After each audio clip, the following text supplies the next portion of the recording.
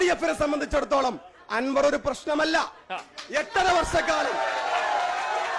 വർഷക്കാലം നിലമ്പൂരിൽ ഞങ്ങൾ കേട്ട ഒരു മുദ്രാവാക്യമുണ്ട്, കണ്ണേ കരളെ അമ്പുക്ക ഞങ്ങളെ ചങ്കിലെ റോസാപ്പൂവേ നിങ്ങൾ ധീരതയോടെ നയിച്ചോളൂ.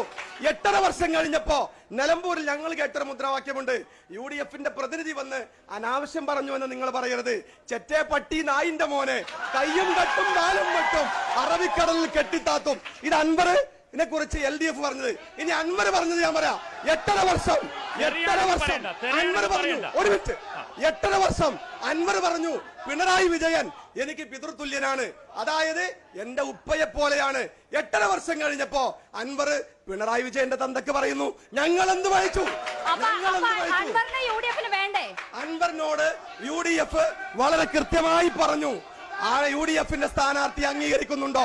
ഉണ്ടെങ്കിൽ വരാം, ഉണ്ടെങ്കിൽ വരാം. UDF ചെയർമാൻ രാവിലെ ഉച്ചയ്ക്കും വൈകുന്നേരവും വാർത്താ UDF ചെയർമാൻ വളരെ അസന്നിഗ്ധമായിട്ട് പറഞ്ഞു, എന്നെ പറഞ്ഞത് പ്രശ്നമല്ല, UDF ഒരു സ്ഥാനാർത്ഥിയെ പ്രഖ്യാപിച്ചു, അംഗീകരിക്കാൻ തയ്യാറാണോ?